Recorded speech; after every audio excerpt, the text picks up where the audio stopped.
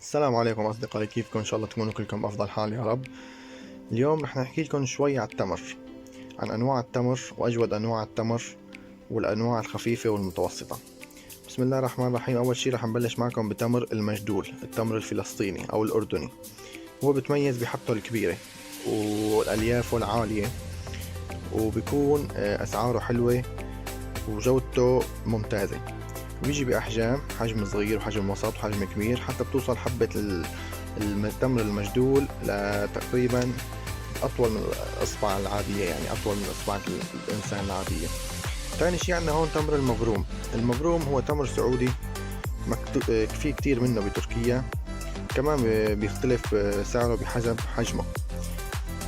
تمر المبروم السعودي بيكون شوي يابس، بيكون شوي ناشف، بينما عندنا هذا التمر، هذا تمر العجوة. هذا التمر هو من أجود أنواع التمور بالعالم، حبته صغيرة وسودة لكن فيه شفاء. سبحان الله، النبي عليه الصلاة والسلام هو زرعه بإيده وفيه شفاء إن شاء الله.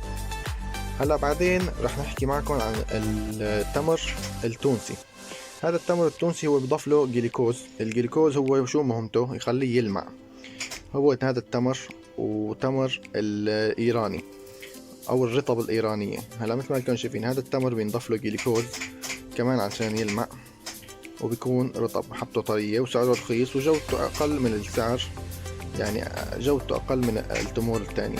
هذا التمر الاصفر هو بيكون تمر سكر خفيف، الله يشفيهم اللي معهم امراض السكر بياخذوا منه كتير.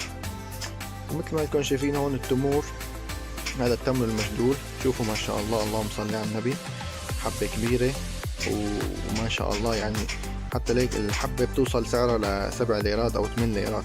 الحبة بوصل وزن الحبة الوحدة لتقريبا 25 ل 30 جرام.